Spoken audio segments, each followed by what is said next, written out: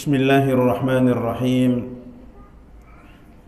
Assalamualaikum warahmatullahi wabarakatuh.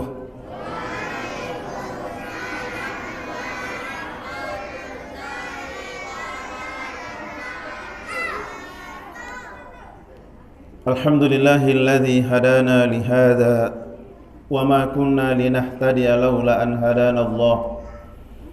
Wassalatu wassalamu ala man la nabiyya ba'dah. Sayyidina Muhammad wa ala alihi wa sahbihi wa mawala. Subhanaka la ilma lana illa ma 'allamtana innaka antal alimul hakim. Wala haula wala quwwata illa billahil aliyyil azim. Amma ba'd. Yang terhormat Bapak Ketua RW beserta seluruh jajarannya, Ketua RW, Bapak Ketua Pengurus Masjid beserta seluruh jemaah, Bapak-bapak, ibu-ibu, saya mohon maaf tidak menyebut satu persatu. Kita mulai dulu melihat hikmah Isra Miraj ini dari sosok pribadi Rasulullah Sallallahu Alaihi Wasallam. Beliau ini kan bergelar Habibullah, orang yang paling dicintai oleh Allah. Tapi ternyata dalam sejarah hidup beliau itu, justru beliau ini adalah orang yang paling banyak mengalami penderitaan. Mulai dari dalam kandungan ayahnya sudah wafat. Usia 6 tahun ibunya juga wafat. Dipelihara oleh kakeknya, kakeknya juga meninggal. Dipelihara oleh pamannya, pamannya ini tidak berkecukupan. Beliau harus ikut bekerja keras, menggembala kambing, ikut berdagang. Sampai beliau menjadi nabi bukan malah tambah enak, penderitaan justru tambah banyak. Bahkan puncak penderitaan beliau itu ketika pamannya wafat dan istrinya juga wafat dalam tahun yang sama. Maka tahun itu disebut Amul Huzni, tahun duka cita. Inilah yang kemudian menjadi latar belakang Isra Miraj Nabi Muhammad SAW.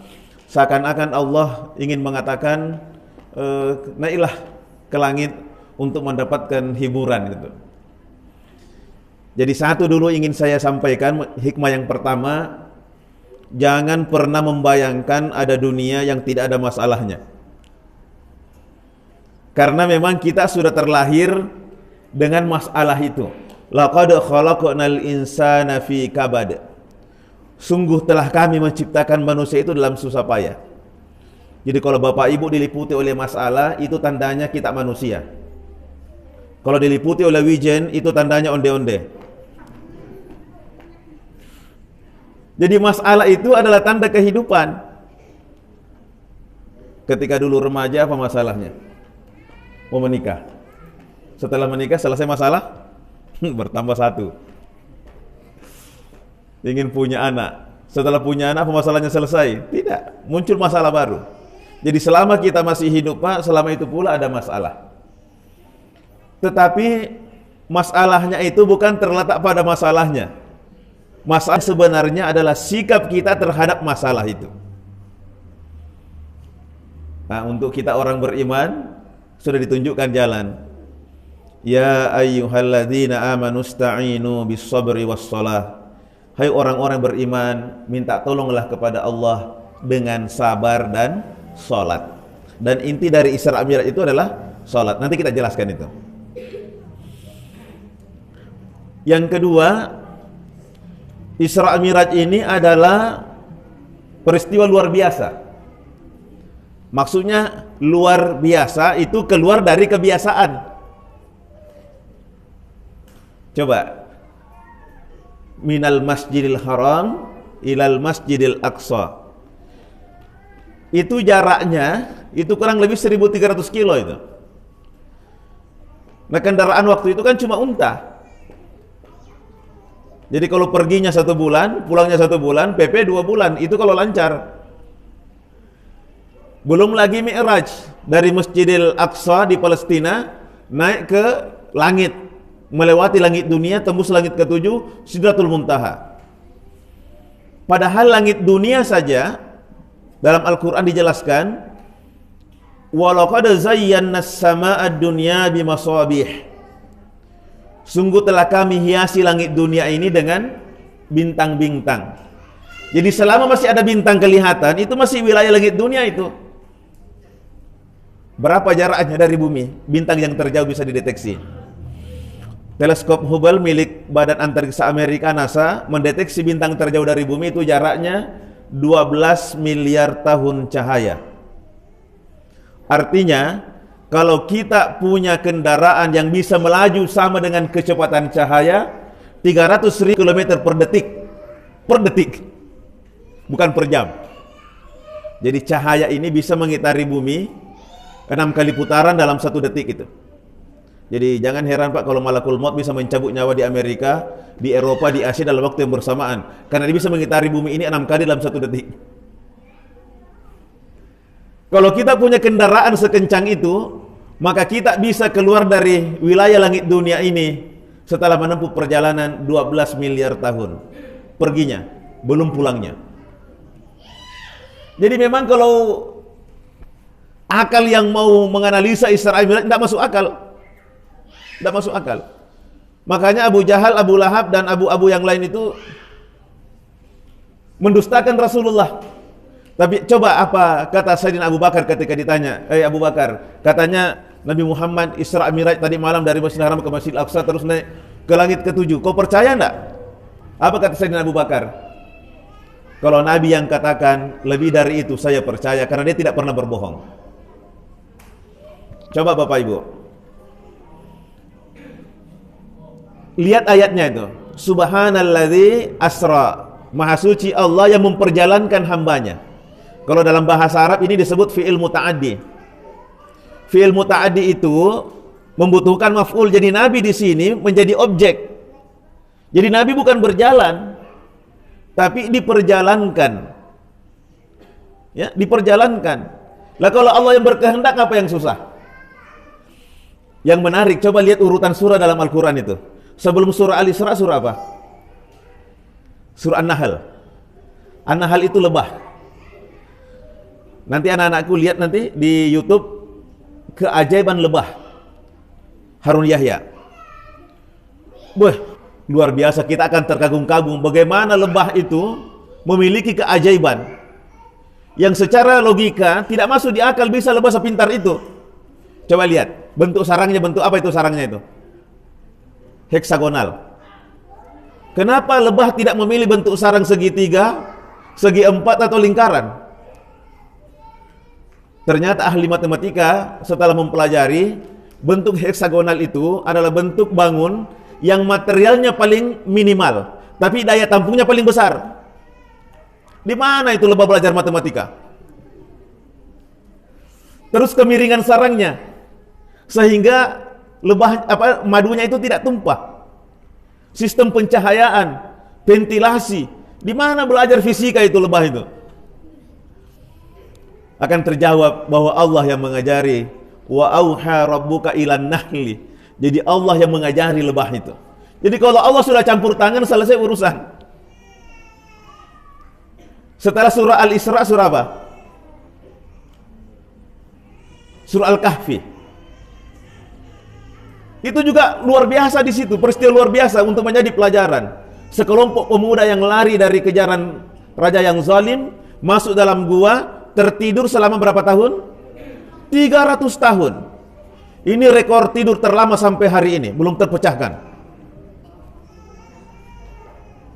300 tahun tertidur dan badannya tidak rusak. 300 tahun itu Pak, kalau manusia itu 10 generasi kayaknya itu yang lahir itu.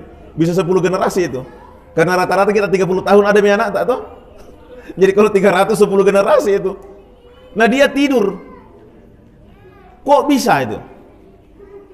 300 tahun tertidur. Sudah berapa raja yang berganti? Allah yang mau. Kalau Allah yang mau, jadi itu urusan. Kum fayakun. Beda kalau kita yang mau. Kadang tidak jadi. Setelah surah Al-Kahfi surah apa? Surah Maryam. Di situ juga peristiwa luar biasa di situ. perempuan bisa hamil kalau sudah disentuh laki-laki. Itu teori, dan itu sudah disepakati oleh dunia. Tapi ini Maryam, wanita suci, tidak pernah disentuh oleh laki-laki, bisa hamil dan melahirkan. Kuasa Allah. Allah berkehendak. Dan bayinya baru lahir, masih merah, bisa berbicara. Ini artinya apa? Orang beriman harus selalu yakin dengan kekuasaan Allah. Seberapapun penderitaan yang kita alami, jangan pernah putus asa, karena kita yakin Allah Maha Kuasa. Dan ingat, ketika kita lagi posisi di atas, jangan sombong, karena Allah Maha Kuasa untuk menjatuhkan kita. Saya ulangi, ketika kita lagi jatuh, terpuruk, jangan pernah putus asa, karena Allah Maha Kuasa untuk mengangkat kita. Sebaliknya, kalau kita lagi naik, jangan sombong, karena Allah juga Maha Kuasa untuk menjatuhkan kita dengan gampangnya, dengan gampang. Oleh karena itu, kembali tadi ke Isra Miraj, Rasulullah Shallallahu Alaihi Wasallam dalam puncak kesedihannya dipanggil oleh Allah.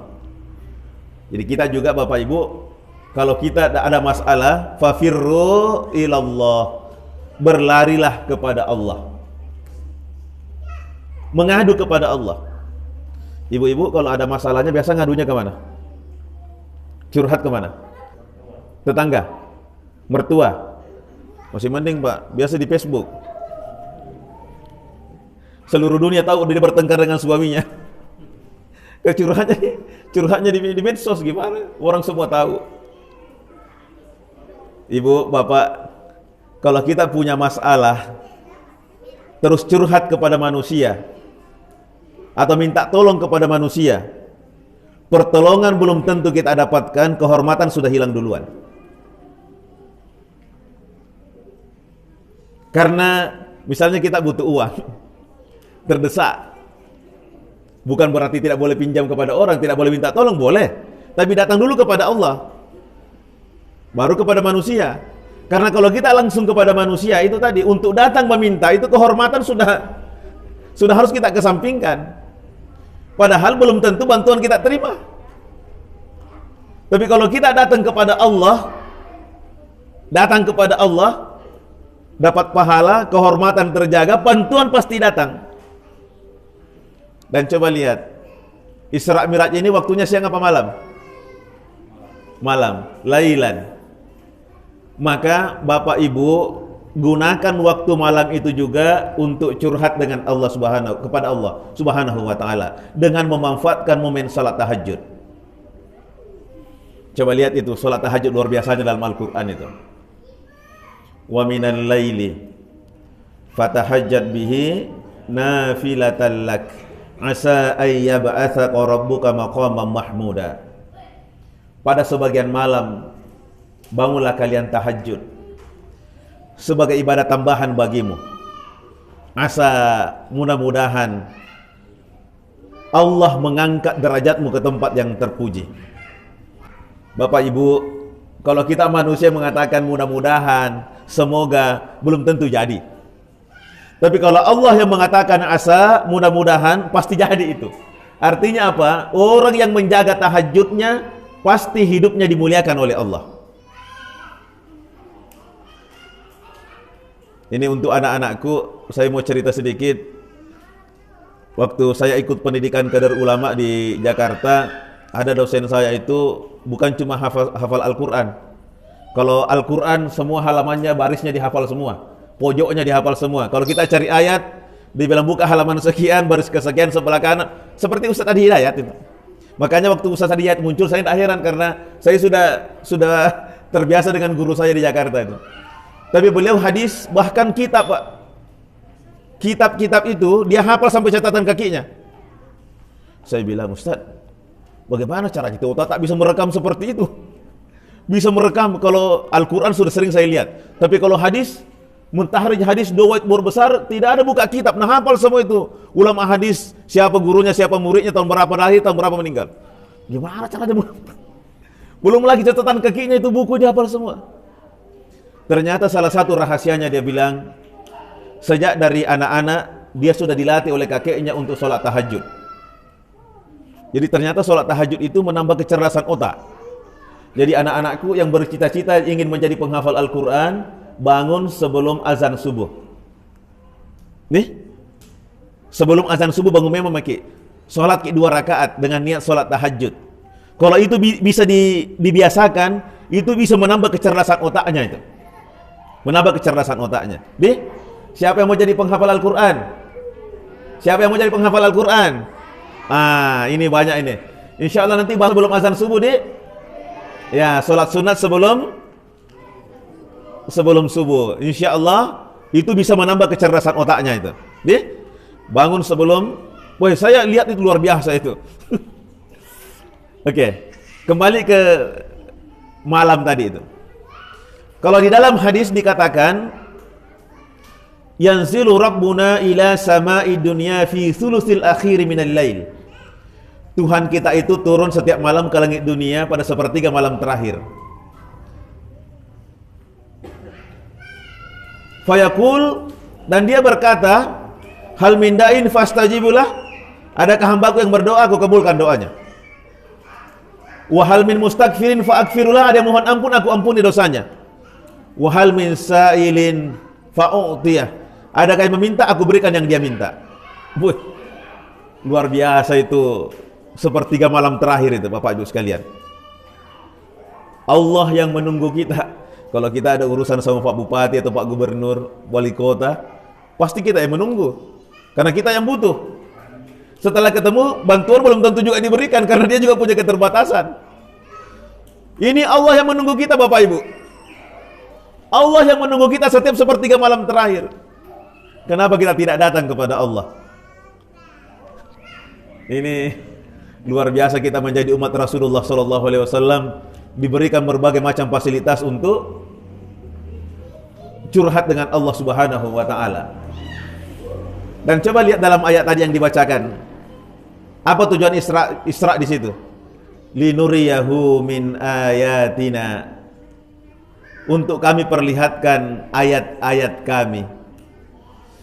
Isra Miraj ini kan terjadi sekitar 2 tahun sebelum hijrah. Berarti masih ada 12 tahun wahyu turun. Kan Nabi 13 tahun di Mekah, 10 tahun di Madinah. Nah ini terjadinya 2 tahun sebelum hijrah. Berarti masih ada 12 tahun wahyu belum turun ini. Nah kita ini umat Rasulullah sekarang sudah menyaksikan seluruh wahyu itu dalam Al-Quran. Jadi kita ini sangat beruntung karena ayat-ayat Allah itu sudah diperlihatkan semua kepada kita berupa Al-Quran itu. Kalau dulu Rasulullah belum, waktu Isra Mi'raj itu masih ada 12 tahun wahyu belum turun itu. Masih banyak yang belum turun. Nah kita ini sudah diberikan semua. Maka pelajaran berikutnya untuk kita semua, bacalah Al-Quran itu tiap hari. Baca. Iqra'ul Qur'an fa innahu ya'ti yaumal qiyamati syafi'an li ashabihi. Bacalah Al-Quran karena Al-Quran itu akan datang pada hari kemudian memberikan syafaat, pembelaan kepada orang-orang yang membacanya. Ibu-ibu yang punya anak, ini nanti anak-anak kita kalau mereka menjadi penghafal Quran dan menjaga hafalannya, tidak usah dulu bicara apa yang dia dapatkan.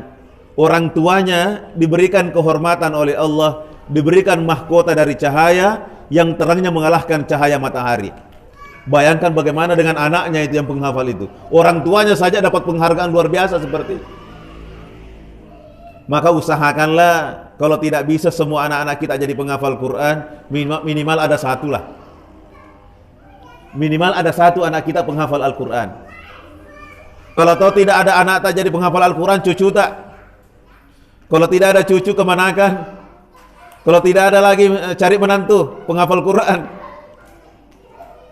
Atau minimal kita mengambil anak angkat penghafal Quran, biaya itu anak-anak yang tidak mampu untuk menghafal, kita dapat pahala dari sebagai orang tua angkat. Kenapa saya sampaikan ini?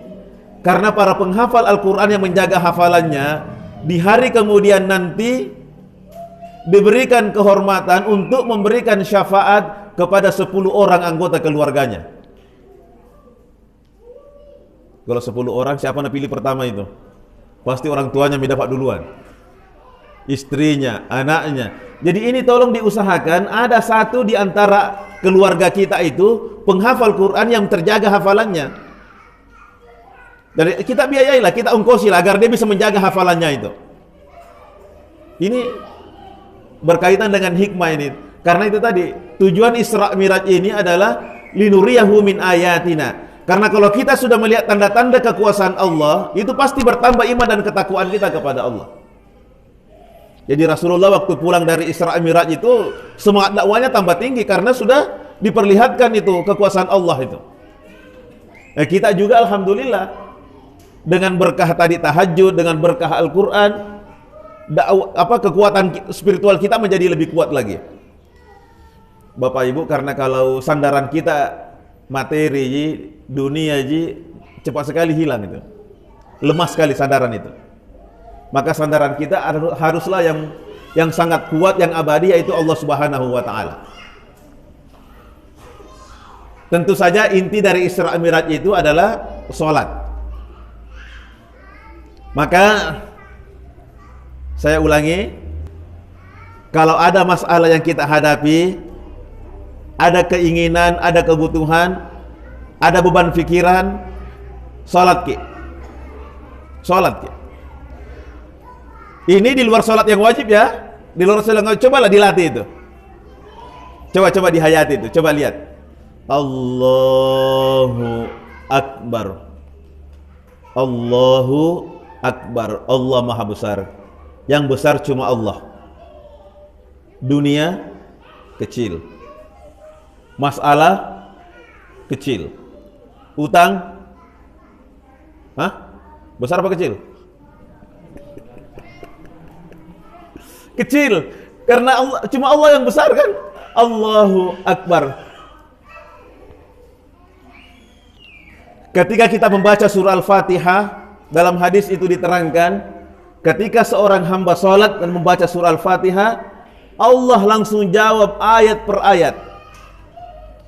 Sampai ketika kita membaca Iyyaka na'budu wa iyyaka nasta'in, hanya kepadamu ya Allah kami menyembah, dan hanya kepadamu kami mohon pertolongan.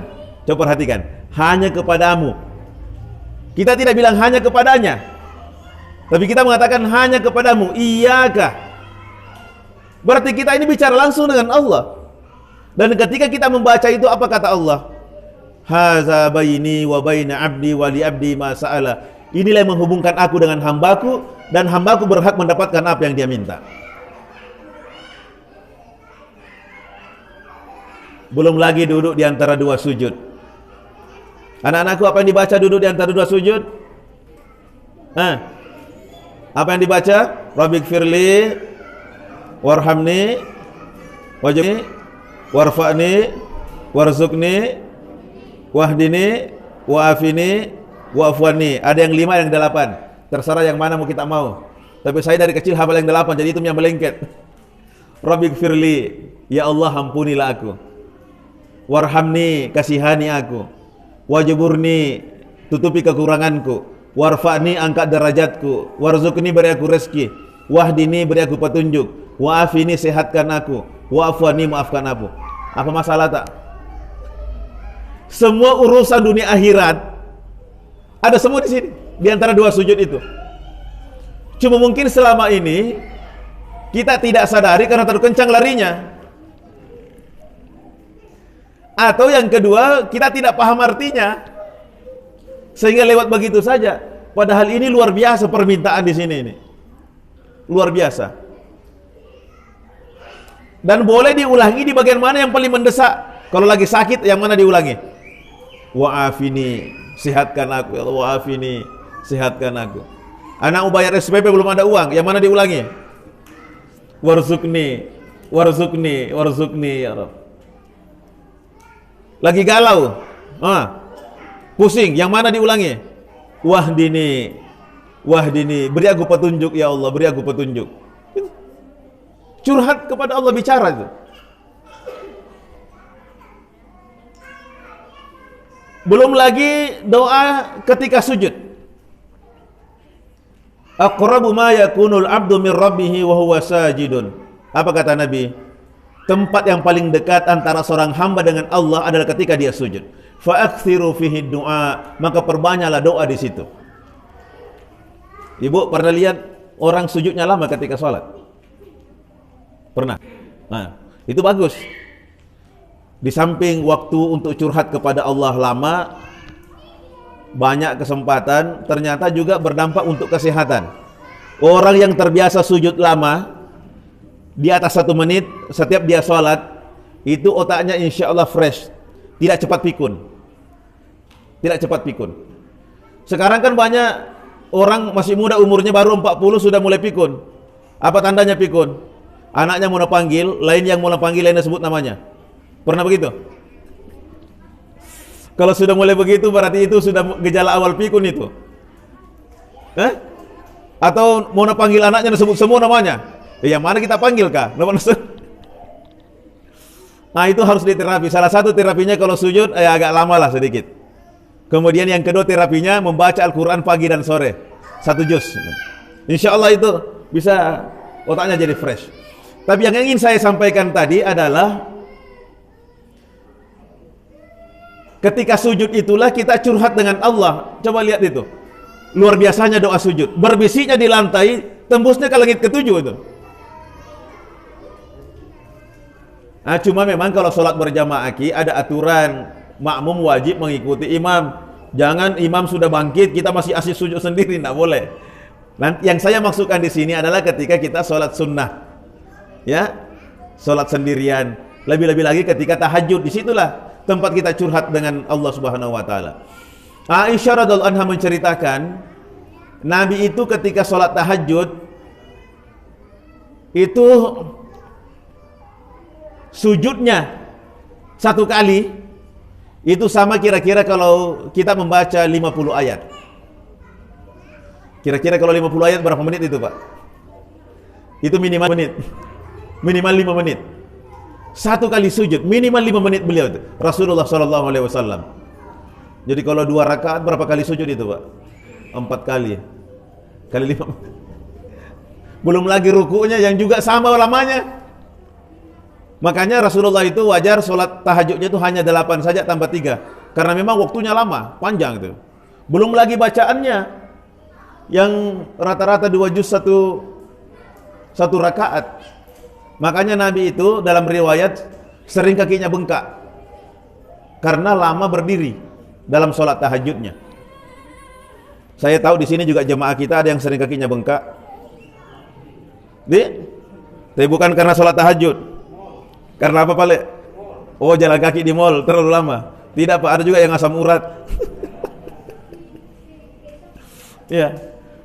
Ya, mungkin memang kita tidak bisa samalah dengan Nabi, tapi kita minimal mengikuti. Jangan sama sekali tidak bangun tahajud Ibu. Bangun dikit tahajud, Bu. Ya minimal 2 rakaat lah. Kalau tidak bisa 8, yang penting jangan tinggalkan ya. Jangan tinggalkan. Jadi bangun sebelum subuh. Bangun karena itu adalah waktu yang mulia. Bayangkan tadi Allah menunggu kita, masa kita tidak datang?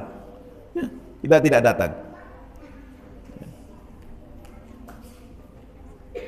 Kemudian saya ingin mengambil pelajaran lain. Coba perhatikan kisah ketika iblis terusir dari sorga.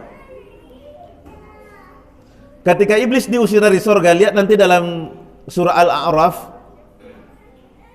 iblis kan bersumpah.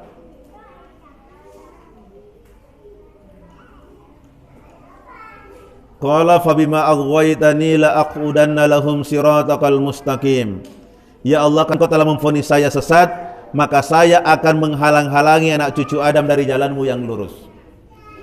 Bapak Ibu, yakin setiap siratal mustaqim, setiap jalan lurus pasti ada iblis di situ. Dia sudah bersumpah. Termasuk nanti ketika kita mau menyumbang, pasti ada setan di situ. Asy-syaitanu ya'idukumul faqra wa ya'murukum bil fahsya. Syaitan menakut-nakuti kita dengan kefakiran. Menyumbang berkurang sehingga uangmu itu berkurang ya. Menakut-nakuti Setiap siratal mustaqim pasti ada setan di situ, Pak. Mungkin ke masjid salat jamaah, Pasti nah halang-halangi di rumah saja, di rumah saja. Mungkin membaca Al-Quran, nah halangi sebentar pi, sebentar pi. Dia sudah bersumpah. Nah, coba lihat lagi. Tsumma la'atiyannahum min baini aydihim. Saya pasti akan mendatangi anak cucu Adam dari arah depan. Wa min khalfihim dari belakang, wa an aymanihim dari kanan, wa an syama'ilhim dari kiri. Wa la tajidu aktsarhum syakirin. Kamu tidak akan mendapati mereka termasuk orang-orang yang bersyukur. Coba perhatikan. Dari mana tadi iblis datang menghalangi kita? Dari depan, belakang, kanan, kiri. Ulama tafsir mengatakan ada dua tempat yang tidak disebut iblis. Yang mana tidak disebut? Atas dengan bawah.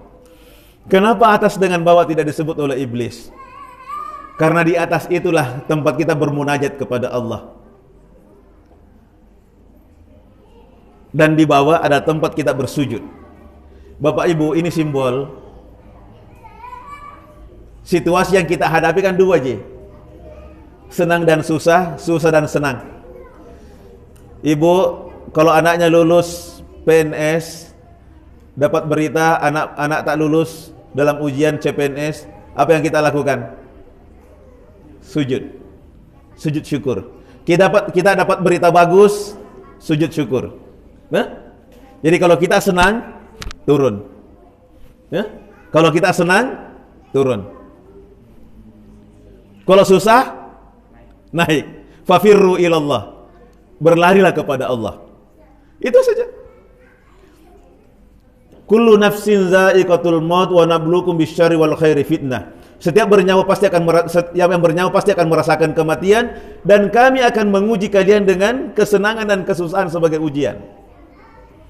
Jadi hakikat hidup ini sebenarnya ujian semua.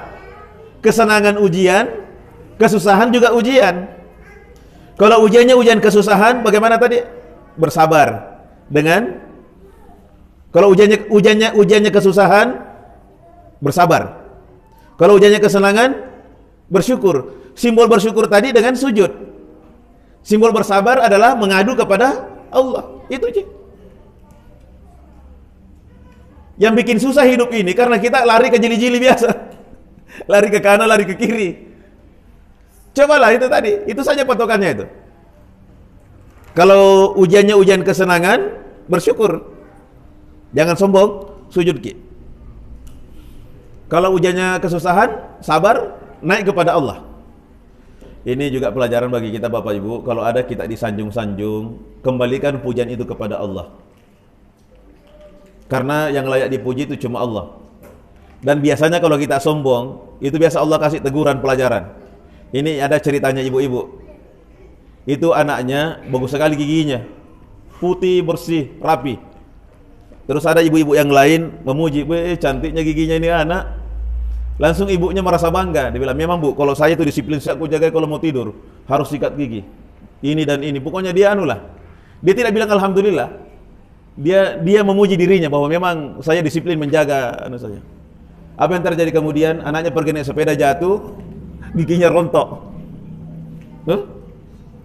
Jadi kalau ada yang sanjung-sanjung, ada yang puji-puji, jangan langsung merasa bangga, tidak. Kembalikan pujian itu kepada Allah dulu. Kembalikan kepada Allah. Alhamdulillah. Alhamdulillah. Termasuk juga sebenarnya ketika kita mendapatkan kesusahan, tetap harus memuji Allah. Karena sebenarnya ujian kesusahan itu sedikit sekali, Ji. Ibu, kalau tadi saya katakan ujian kesenangan dan kesusahan, dua-duanya ujian. Dalam hidup ini, yang mana banyak kita terima? Kesenangan apa kesusahan? Hah? Yang mana lebih banyak selama ini kita ada jalani? Senang apa susah? Senang lebih banyak, berarti lebih banyak bersyukur atau bersabar? Harus lebih banyak bersyukur. Cuma kita kadang manusia, kalau kesenangan tidak dihitung, tapi kalau kesusahan dihitung. Pernah sakit gigi? Pernah? Pernah. Kalau orang dewasa berapa giginya? 32. Sakit satu, berapa yang sehat? 31. Tapi kalau sakit satu, yang diperhatikan yang satu yang sakit itu tidak diperhatikan. Coba masih ada aja 31 sehat. Susah nih? Susah. Tapi ingin saya sampaikan, kalau ditanya Ki apa kabar, apa biasa kita jawab? Alhamdulillah. Tapi kalau baru kehilangan uang misalnya 5 juta, ditanya apa kabar, apa jawabannya? Masih alhamdulillah. Alhamdulillah dulu. Kalau situasinya sesuai dengan keinginan, situasinya bagus, alhamdulillahilladzi bi ni'matihi tatimmus shalihat. Tapi kalau situasinya tidak bagus, bilang Ki alhamdulillahi ala kulli hal. Alhamdulillahi ala kulli hal. Baru jatuh dari motor, terus ketemu sama teman, apa kabar? Alhamdulillahi ala kulli hal. Dalam sebuah riwayat, orang yang mengalami penderitaan, terus mengamalkan zikir ini, alhamdulillah ala kulli hal, maka penderitaan yang seharusnya dialami selama 7 tahun bisa didiskon menjadi 7 hari saja. Kalau kita senantiasa memuji Allah Subhanahu wa taala. Saya kira inilah hikmah yang sempat saya sampaikan.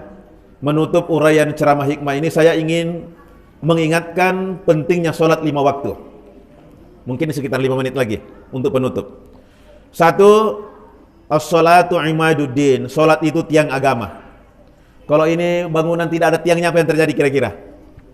Ambruk. Orang yang meninggalkan sholat 5 waktu berarti agamanya hancur. Yang kedua, sholat itu lihat keistimewaannya, langsung dijemput di langit. Kalau ibadah yang lain itu cukup ayat yang diturunkan. Perintah puasa, perintah haji, perintah zakat. Tapi sholat tidak cukup dengan perintah ayat, tapi langsung dijemput di langit. Wah, penting sekali ini sholat ini. Yang ketiga, awwalu ma aujabahullahu minal ibadat. Sholat ini adalah ibadah yang pertama diwajibkan oleh Allah kepada umat Rasulullah. Jadi saya biasa contohkan, kalau 1 juta itu 1 berapa nolnya? 6. Tambah lagi 0 1, 10 juta. Tambah 0 lagi 1, 100 juta. Tambah lagi 0 1, 1 miliar. Kasih hilang satunya, 0. Jadi kalau sholat kita tinggalkan 0 kali 0, ya. Dan sholat ini awwalu ma yuhasabu bihi abdu yaumal qiyamah. Sholat ini adalah ibadah yang pertama ditanyakan nanti di hari kemudian. Ini yang pertama diperiksa. Jadi kalau saya misalnya meninggal usia 63 tahun, balik usia 13 tahun, berarti yang ditanya 50 tahun itu. 50 tahun dikali 365 hari dalam 1 tahun, kali 5 sholat dalam sehari semalam. Itulah jumlah sholat yang harus ada dalam catatan amal saya. Makanya Bapak Ibu yang pernah di masa lalu pernah meninggalkan sholat, perbanyak-banyak sholat sunat tadi, untuk menutupi itu, kekurangan-kekurangan itu, di samping kita bertaubat kepada Allah. Karena meninggalkan sholat adalah dosa besar. Dosa besar. Dan sholat ini adalah benteng pertahanan terakhir seorang muslim. Benteng pertahanan terakhir. Jadi kalau sholat sudah ditinggalkan, benteng sudah jatuh. Tidak ada lagi pertahanan.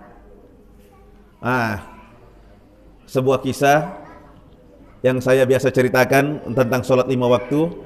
Seorang pengusaha meninggal di luar negeri, dimakamkan di Jakarta. Ketika selesai pemakaman, saudaranya yang turun tadi di liang lahat kehilangan kunci mobilnya. Dan dipastikan jatuh di liang lahat tadi. Ditanyakanlah sama Ustadz, bagaimana hukumnya menggali kuburan yang sudah ditutup? Hukum dasarnya tidak boleh, tapi kalau ada ilat, ada alasan darurat boleh, maka digalilah. Ini pemakaman belum 1 jam. Ketika penggali kubur menggali kembali itu kuburan dan sampai di peti kelihatan, itu penggali lompat ketakutan karena peti sudah hancur, hangus. Wih, apa dosanya ini orang ini? Kenapa bisa disiksa begini, diperlihatkan? Usut punya usut, ternyata dia dulu waktu hidupnya malas sholat. Saya cerita begini, langsung Pak Imam sama tak bilang, Ustadz, itu Jakarta terlalu jauh. Saya saksikan dengan mata kepala saya sendiri di Sudiang, pemakaman Sudiang. Dan bagaimana ceritanya? Bilang itu hari 2 yang mau dimakamkan, 1 di lubangnya agak di depan, 1 agak di belakang. Ini yang dari arah sini ini duluan datang, langsung menempati posisi depan. Padahal bukan dia untuk dia. Selesai pemakaman, dia sudah mau pulang, datang ambulans kedua. Ih, siapa yang pakai? Setelah dikonfirmasi, oh salah ini Pak, harusnya Bapak tadi di belakang. Dia bilang kan sama Pak, tak kalah mi, kita yang ke belakang. Dia bilang tidak sama, ini kiri, sebelah ini keluarganya, di sana bukan keluarganya. Kali. Kasih pindah. Dikasih pindah Pak. Sama kasusnya, ini pemakaman belum 1 jam. Pak Imam cerita sama saya, dengan mata kepalanya lihat itu jenazah sudah gosong Pak. Sudah gosong. Jadi jangki bermain-main dengan sholat 5 waktu nanti ada di YouTube juga itu yang dari Qatar. Anak usia 18 tahun, 19 tahun meninggal dunia. Karena sebuah kepentingan digali kembali baru beberapa jam, itu jenazahnya sudah kayak kakek-kakek. Mata keluar darah dari matanya, dari telinganya. Ternyata setelah diusut apa dosanya? Ternyata juga malas sholat waktu hidupnya itu. Jadi jangan bermain dengan sholat. Makanya sejak dari kecil anak-anak kita sudah harus dibiasakan. Kalau misalnya anak-anak kita lari-lari di masjid, wajarlah. Karena juga namanya anak-anak. Yang salah itu kalau orang tuanya yang lari-lari. Ya diajarilah. Nanti dikasih tahu. Ya dikasih tahu. Ya nanti insya Allah setelah terbiasa dikasih tahu, insya Allah kalau dia sudah paham. Jadi maklumilah bahwa memang dunia anak dunia bermain. Ya. Yang penting dibiasakan ke masjid, dibiasakan dia sholat. Pembiasaan itu penting. Saya kira demikian Bapak Ibu sekalian, dan mari kita tutup dengan doa. Mudah-mudahan kita termasuk semua orang yang mendirikan sholat, demikian pula anak-anak kita nanti, dan diberikan sikap istiqamah dalam agama dan meninggal dalam keadaan husnul khatimah. Amin ya rabbal alamin. Al-Fatihah. Bismillahirrahmanirrahim. Alhamdulillahirabbil alamin. Arrahmanirrahim. Maliki yaumiddin. Iyyaka na'budu wa iyyaka nasta'in. Ihdinas siratal mustaqim, siratal ladzina an'amta 'alaihim ghairil maghdubi 'alaihim waladdallin. Amin. Bismillahirrahmanirrahim. Alhamdulillahirabbil alamin. Hamdan yuwafi ni'mahu yukafi mazidah. Ya Rabbana lakal hamdu kama yanbaghi li jalali wa 'azimi sultanik. Allahumma shalli wa sallim wa barik ala sayyidina Muhammadin wa ala alihi wa sahbihi. Allahumma jal majlisana hadza majlisan mubarakan wa tafarruqa ma'suma. Rabbana hab lana min azwajina wa dzurriyyatina qurrata a'yun waj'alna lil muttaqina imama. Rabbana jalna muqimas shalah min dzurriyyatina rabbana taqabbal du'a. Allahumma inna nas'aluka minal khairi kullihi ajilihi wa ajilihi ma 'alimna minhu wa lam na'lam. Wa na'udzubika minasy syarri kullihi ajilihi wa ajilihi ma 'alimna minhu wa lam na'lam. Rabbana atina fid dunya hasanah wa fil akhirati hasanah wa qina adzaban nar. Subhana rabbika rabbil izzati amma yasifun wa salamun alal mursalin walhamdulillahi rabbil alamin. Wassalamu alaikum warahmatullahi wabarakatuh.